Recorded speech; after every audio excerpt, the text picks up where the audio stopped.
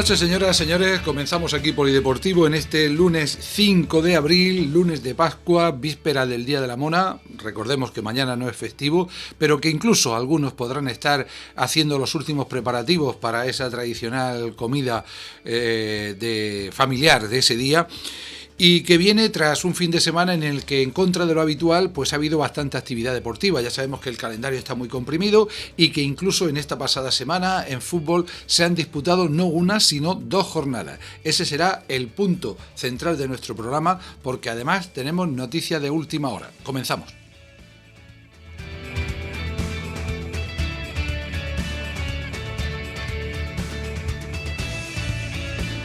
Bien, y esa noticia no por menos esperada o no por esperada es menos dolorosa, al menos para mi persona, y es que Alberto García ha dejado hoy mismo de ser entrenador del Labarán, del equipo de Territorial Preferente. De acuerdo con la directiva del club, se han reunido a lo largo de la mañana y prácticamente a mediodía estaba decidido que Alberto, con problemas de horarios, con problemas laborales, pues haya decidido el dejar el banquillo de Labarán. Bien, es cierto que todo esto quizá venga también provocado por los malos resultados, porque no debemos obviar que en las 4 últimas jornadas el equipo ha sumado 3 derrotas, algunas como las de ayer muy dolorosas, si bien luego lo explicaremos, porque no fue un partido al uso. Personalmente nunca había vivido un encuentro en que en la primera parte hubiera tenido que realizar un equipo 4 cambios por lesión. Es más, si hubiera sido hace un año, no los podría haber hecho, o sea, hace 2-3 temporadas, porque no se permitían más de 3. En fin, lo explicaremos a continuación. Pero lo cierto es que, como les digo, a partir de hoy Alberto ha dejado de ser entrenador de Labarán, y es tan claro o tan palmario que no estaba previsto por parte de la directiva que a esta hora, 9 de la noche, todavía no hay un inquilino oficial para el banquillo de las Colonias. De momento, el tándem formado por el director deportivo Emilio Bru y el preparador físico Eugenio Gómez serán los que se harán cargo de los entrenamientos. Probablemente el próximo partido ante el filial del Mar Menor tengan que estar en el banquillo y o quizá, si hay novedades a lo largo de la semana, pues en nuestro siguiente programa y en las redes y en los informativos de diario les podremos comunicar la nueva de quién es el que sería tercer entrenador de Labarán en esta temporada,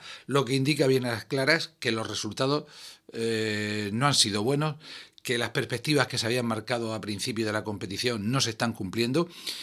Y que incluso, aunque cueste mucho decirlo, a día de hoy el que era el gran favorito del Grupo A, el Labarán Club de Fútbol, está en una delicada situación y lo primero que debe pensar, aunque algunos piensen que está muy lejano, es evitar los puestos bajos que ahora ocupa, los puestos que podrían propiciar el descenso de categoría.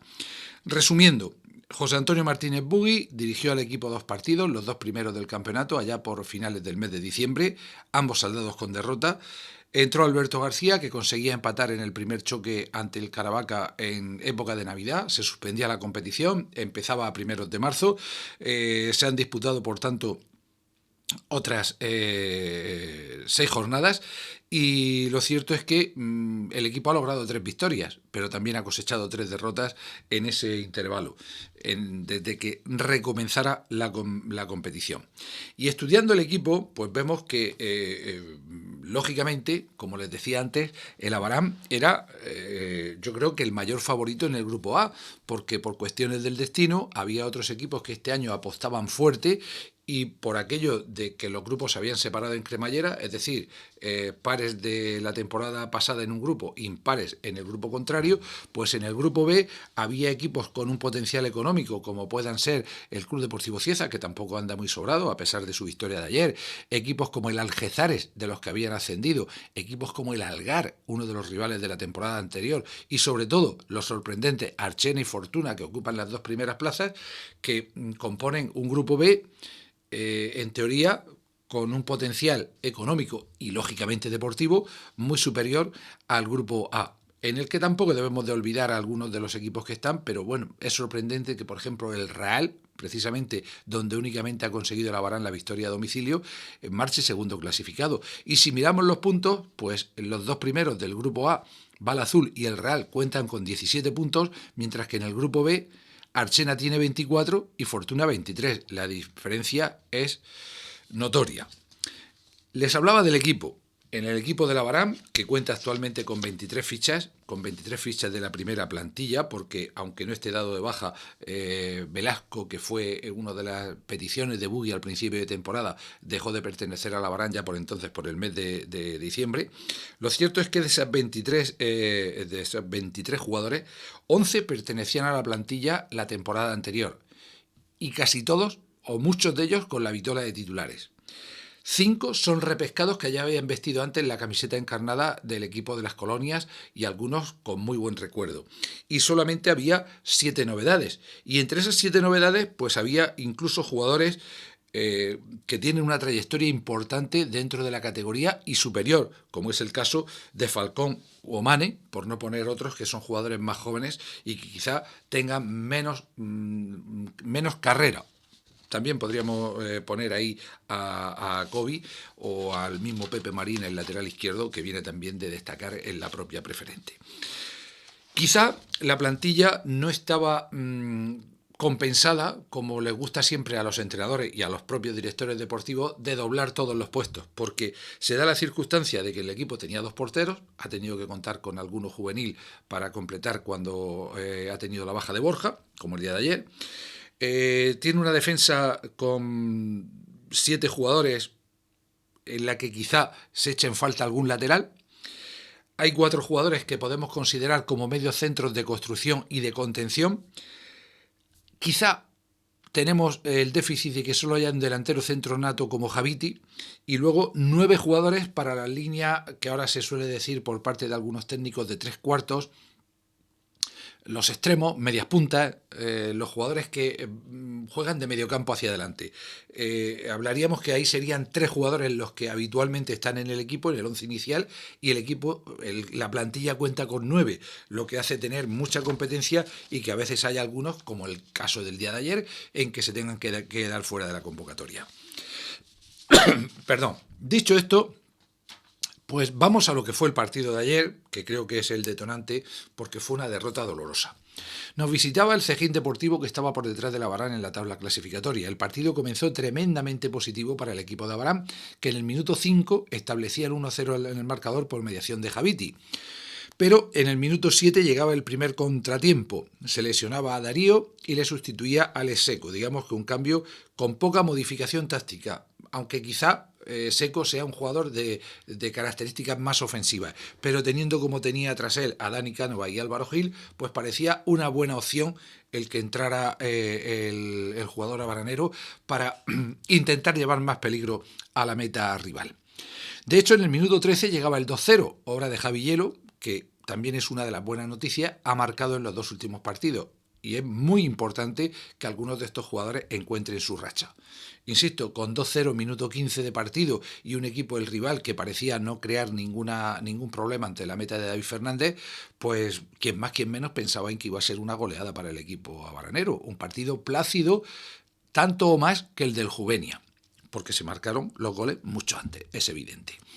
Pero el gran problema surgió en el minuto 24, cuando Alberto tuvo que realizar 3 cambios al unísono para suplir a 3 jugadores que se habían lesionado. Insisto que en mi larga vida viendo partidos desde que era un crío hasta ahora, no se me ha presentado nunca una circunstancia de este tipo, o al menos no la recuerdo. Ismael y Pepe, los 2 laterales, tenían que marcharse del terreno con problemas musculares, y Álvaro Gil con un esguince de tobillo. Eso suponía que entraran al terreno de juego Juanqui, Schuster y Gato, y supuso al tiempo que el entrenador Alberto García pues hizo una serie de cambios tácticos. Por ejemplo, Javi Parralo pasó a ocupar el lateral izquierdo para que Schuster ocupara el centro de la zaga junto a Jorge. Juanqui ocupaba el lateral derecho y puso un jugador no habituado a esa posición, ya que es un jugador tremendamente de ataque, pero con 2-0 tampoco parecía que fuera demasiado peligroso. Y Gato, aunque sea también un jugador plenamente de ataque, sustituía un medio centro, con lo que Dani Cánovas se quedaba un poco más solo en esa labor de contención. Pero insisto, en ese minuto 24 con 2-0 en el marcador, pues había quien podía pensar, pues incluso un equipo más atacante que va a hacer más goles, o los va a hacer con más facilidad. Pero el partido comenzó a complicarse en el minuto 35, cuando una cesión no demasiado buena del Capi de Schuster a David Fernández, falta de entendimiento, y un delantero del equipo rival, concretamente su delantero Ramón, robaba el balón y buscaba un hueco, pues no demasiado ángulo de tiro, para desde fuera del área hacer el 2-1, que dio alas al equipo cejinero y que fue como una losa para el equipo de Abarán, que vio como en el minuto 44, justo antes del descanso, eso que algunos llaman gol psicológico, el árbitro del partido, el señor López García, señalaba una falta cometida por Alex Seco. Yo creo que fueron 2 consecutivas y primero intentó dejar la ley de la ventaja. Pitó esa falta casi al borde del área y el capitán del equipo cejinero, Jesús Julio Cardoso, hijo del que fuera jugador y entrenador tristemente fallecido hace muchos años, de forma magistral con la pierna izquierda ponía el balón en la escuadra y hacía el 2-2. Para ellos eso fue un subidón tremendo, y para el Abarán, pues creo que un palo también tremendo, de la misma cuantía, para un lado y para otro. Nos fuimos al descanso, el Abarán tenía ya pocas opciones de cambio, saltó al terreno de juego con los mismos 11, y en el minuto 46, solamente había transcurrido un minuto desde que pitara la reanudación el colegiado, un balón de nuevo entre los dos centrales, al borde del área, en el semicírculo, era recogido por Diego y se revolvía con rapidez y con efectividad, lanzando un potente disparo raso que botaba delante del portero y se colaba junto al palo derecho de la meta defendida por David Fernández. Se había consumado lo peor que podía pasar, es decir, de estar en el minuto 35 con un 2-0 a favor y todo favorable para golear, en solo 11 minutos de juego, descanso incluido, el rival había dado la vuelta al marcador. A partir de ahí el equipo intentó irse hacia adelante. En el minuto 70 hubo un quinto cambio, Falcón sustituyó a Guardiola, quizá hubo una serie de jugadores que cambiaron un poquito su posición en la zona del centro, vimos a un Javi Hielo mucho más participativo, más centrado, Gato quizá estuvo un poco más adelantado, hubo algunas ocasiones, pero no es menos cierto que el Cejín también tuvo la suya y que no era el día del Abarán, indudablemente. Errores, pues pudo haber muchos, desde errores puntuales de los jugadores, que son al fin y al cabo los protagonistas, hasta errores del propio entrenador, que quizá no acertó en los cambios a hacer también una variación táctica que acoplara al equipo de otra forma según los jugadores que tenía sobre el terreno de juego, pero en esa cuestión cada uno de los aficionados, cada uno de los que estaban en el partido va a tener una visión distinta. Yo oí ayer algunos gritos en la grada que no los entendía demasiado, oía otros comentarios con los que podía estar más o menos de acuerdo. Lógicamente, como aficionado, tenía mi propia opinión. Pensaba que el equipo podía haber estado jugando con 3 centrales, que podía haberle dado más libertad en ataque al propio Juanqui, que estuvo muy metido en esa posición de defensa derecho, porque el rival también apretó muchísimo. Un rival que hay que reconocer que, aunque iba atrás, jugó muy adelantado, con una defensa adelantadísima, pero la Abarán no supo jugarle. Esa es la verdad. Y lo cierto es que llegó esa derrota que, unida a la del miércoles en Molina, de la que ya vamos a hablar poco, porque el equipo reaccionó después de recibir un gol, empató con ese gol de Javi Hielo que decíamos, intentó buscar la remontada en ese partido. Por ejemplo, el mismo entrenador, al que algunos pueden acusar de defensivo, retiró del terreno de juego a los 2 laterales para sacar 2 extremos, para jugársela prácticamente volcándose ante la meta rival. Y en la recta final también llegó el gol de Molina. Y es que cuando las cosas salen mal, pues a veces solo puede pasar que se compliquen todavía un poquito. Lo cierto es que hay cierta desilusión, lo cierto es que las jornadas pasan y no es menos cierto que la situación no es para nada boyante y hay que olvidar esa cuestión de que el equipo es el favorito y hay que pensar, sobre todo, acudiendo a esa frase que dicen que acuñó el Cholo, que no es para nada verdad, porque esto ha pasado durante los 150 o 160 años que se están jugando partidos de fútbol. No hay otra solución. Hay que ir partido a partido. Toda la información del deporte local en la sintonía de Radio Abarán. Bueno, pues tenemos resultados de las dos jornadas, pero como el tiempo apremia y si no serían demasiados resultados, sería muy prolijo, pues vamos a recordar los de la jornada de ayer, de este fin de semana, la jornada novena, que registró en el grupo A estos marcadores: Cabezo de Torres 0, Alhama 1, Caravaca 2, Balsica 0, El Real 2, Juvenia 1, Ceutí 1, Mar Menor B 1 y Bala Azul 2, Molina 0. Pues después de los resultados que se habían dado también el pasado miércoles jueves, la tabla clasificatoria está encabezada por el Bala Azul con 17 puntos, los mismos tiene el Real, segundo clasificado, tercero en Molina con 16, cuarto Caravaca con 15, quinta posición para Atlético Cabeza de Torres con 14, 13 tiene el Mar Menor B, 12 para el Balsicas, 11 para Ceutí y Cejín Atlético, el Abarán es décimo con 10 puntos, undécimo Alhama con 8 y duodécimo Juvenia con 5.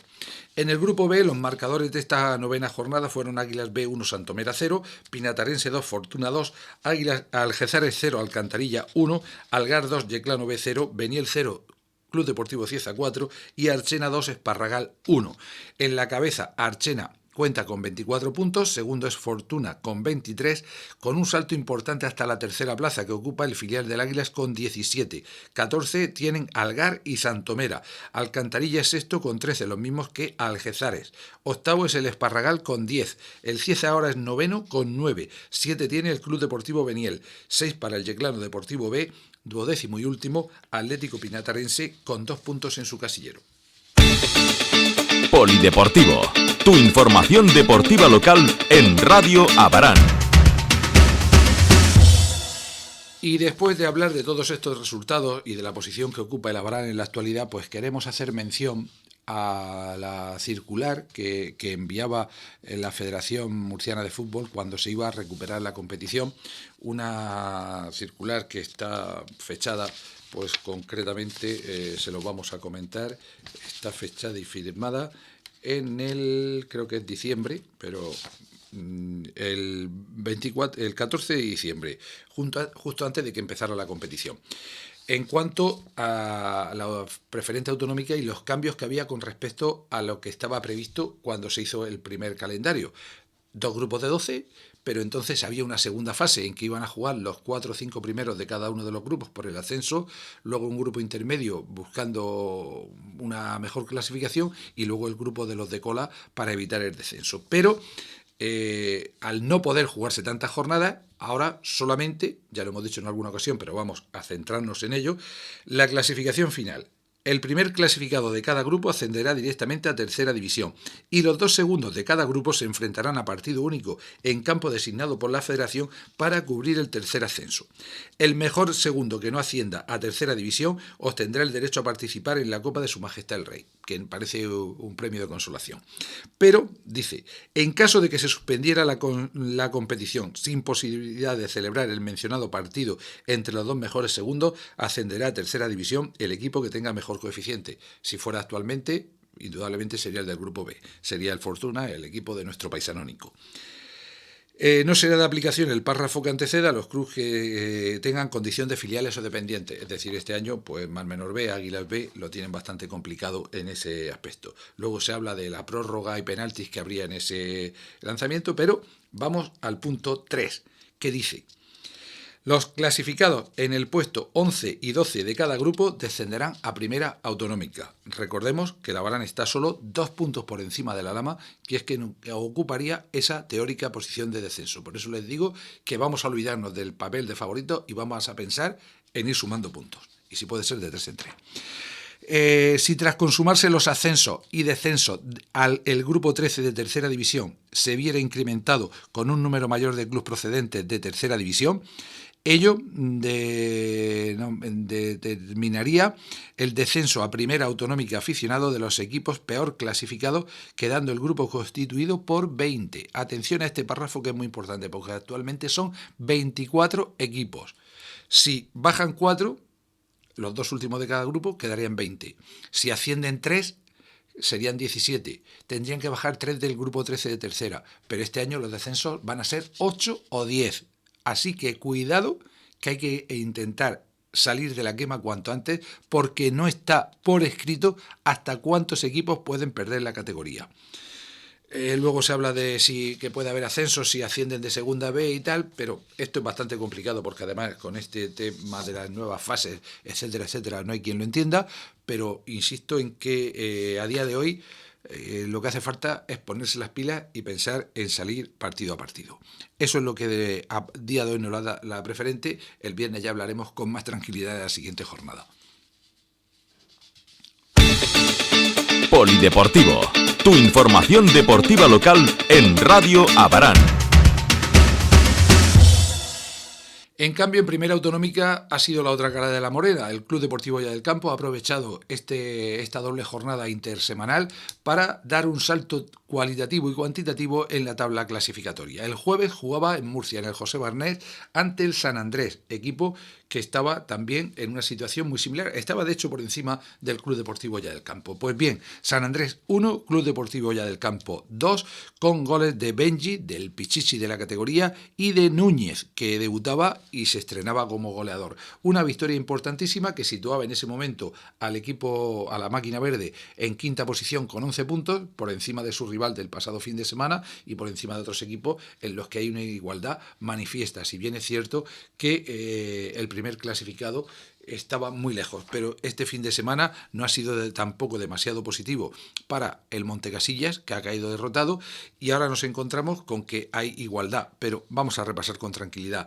esa clasificación después de recordar que en la tarde del sábado el Club Deportivo Hoya del Campo se deshacía, y de qué forma, del equipo del Palmeral. Hoya del Campo 5, el Palmeral 0, goleada en toda regla para el equipo de Javi Bernal, que está entrenando en la noche de hoy y que vamos a ver si podemos hacer alguna combinación con el propio entrenador, lo hablábamos en la mañana de ayer domingo, para que el próximo lunes o el siguiente, cuando mejor a ellos les convenga, pues alguno de los protagonistas pueda serlo aquí también en Polideportivo y contarnos cómo marcha esta temporada, que de momento ha supuesto un tirón importante. Así, la tabla, después de esas 9 jornadas, está encabezada por Roldán y Montecasillas. Roldán, que tiene que rendir visita en el inicio de la segunda vuelta a las colonias. Ambos tienen 21 puntos, 15 tiene Base Totana, que es tercero, cuarto Club Deportivo Hoya del Campo con 14. A continuación, la Aljorra tiene 13, 12 para Lumbreras y Santiago de la Ribera, con 11 puntos están San Ginés de la Jara y Atlético Cabeza de Torres B, 10 cuenta San Andrés Club de Fútbol, 7 para Escuela de Fútbol de Molina, Palmerales duodécimo con 6, cierra la tabla decimotercero y último Alhama B con un solo punto. Toda la información del deporte local en la sintonía de Radio Abarán. En cuanto a la segunda autonómica, pues Cali Arena en la tarde-noche del miércoles en el Polideportivo Municipal, Club Deportivo Abarán 4, Ciudad de Mula 3, el equipo de Jonathan Bastida, que ganaba, remontaba en un gran partido a un equipo que era segundo clasificado. En cambio, en el mediodía de este fin de semana se desplazaba hasta Sangonera la Seca y acababa cayendo por la mínima. El resultado fue de Unión Deportiva Albatalía Alboleja 1, Club Deportivo Abarán 0. Jabalí La Ñora es líder, que cuenta con 17 puntos al igual que San Miguel. Ciudad de Mula es tercero con 16. Ciudad de Murcia B 15, 13 para Jumilla Atlético. Club de Fútbol Molina B tiene 10. Club Deportivo Abarán 9, 8 para la Albatalía Alboleja, 4 puntos Rincón de Seca, décimo y último la Copa Club de Fútbol con 2. Toda la información del deporte local en la sintonía de Radio Abarán. En cuanto a la categoría cadete, recordemos el único equipo de base esta temporada. Han pintado bastos, empezó muy bien la temporada, en algún momento tenían que llegar a la derrota, pero seguro que van a reaccionar. Club Deportivo Abarán 0, Alguazas 2, fue el partido del pasado miércoles en el Polideportivo Municipal, y a la 1:30 de la tarde del sábado jugaban en Yecla, en Las Pozas. El resultado, derrota por la mínima, Yecla Club de Fútbol 1, Abarán 0.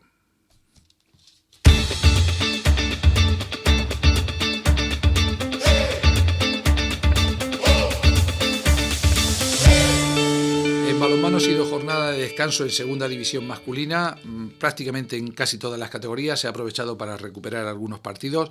Tenemos ya la resolución del comité de competición, que ya les comentábamos en un programa anterior, en cuanto al partido Lomas Roldán Asociación Abarranera de la primera jornada, con esa reclamación que en principio le han dado por válida al equipo roldanense de que haya marcado un gol más por lo que el resultado final fue de 32-31, lo que prácticamente dejaría ya a Roldán como líder de grupo antes de la última jornada a disputar el próximo fin de semana. Si acaso el viernes hablaremos con más profundidad de este tema, a ver si mientras tanto ha habido recurso o no del equipo de Abraham, que según me comentaban desde la directiva, disponía del vídeo emitido en Facebook Live para intentar repasarlo y ver si tenía razón el equipo de Roldán. Si se ve con claridad, pues para nada valdrá hacer recurso. O quizás sí, por ejemplo, que estuviera fuera de plazo. En fin, insisto en que eso será el próximo viernes cuando lo comentemos. Pero sí ha habido partidos en categorías femeninas, concretamente en cadetes. Se ha jugado el Cieza 16, Asociación Abaranera 19, partido muy interesante con victoria final para el equipo de Abraham, mientras que en infantiles la victoria quedó para el equipo de casa. Cieza 29, Asociación Abaranera 21. Y también se jugó el pasado sábado el partido de la llamada fase combinada. Recordemos ese encuentro que juegan los equipos impares, los equipos que descansan de cada grupo para que entren en juego también esa semana, en los Alcázares, 10, Asociación Abaranera 27.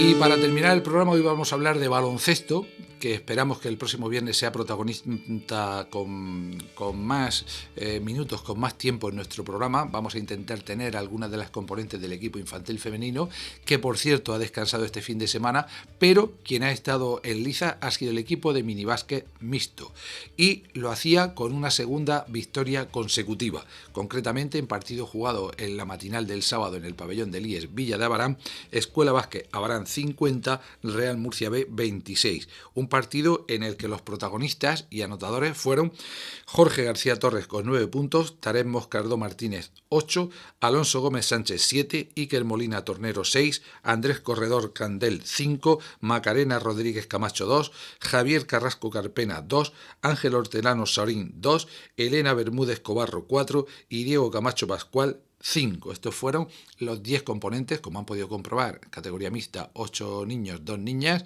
que bueno, pues siguen ahí intentando que el deporte de la canasta, pues de una vez por todas, se establezca de forma definitiva en nuestro municipio. Y de ello y de diversas consideraciones intentaremos hablar el próximo viernes con las propias protagonistas, con las chicas que están entrenando y que, como en todos los deportes y sobre todo en las bases, han pasado este larguísimo año de parón que era difícil saber cómo se iba a solventar, pero de momento se ha hecho siguiendo en la brecha. Y eso es importantísimo, porque a partir de ahora tendremos que apoyar mucho en que, conforme vaya pasando el tiempo, conforme vayan pasando los meses y se vaya aproximando la nueva temporada, intentar recuperar de nuevo a todo ese baluarte de chicos, chicas de diferentes edades a que entren en los diferentes deportes, probablemente ofreciéndole alguna opción que les pueda ser interesante y llamativa, pero para eso están las federaciones, que tienen que hacer ese esfuerzo.